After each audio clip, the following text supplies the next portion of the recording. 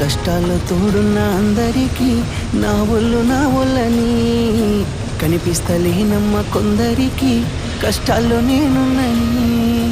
నా ఒళ్ళు నీ ఒళ్ళు ఏమున్నది అన్ని కాగితాల బంధాలు, అవి కాగితాలే జీవితాలను కొని అయినోళ్ళనే వదులుకుంటారయ్యా.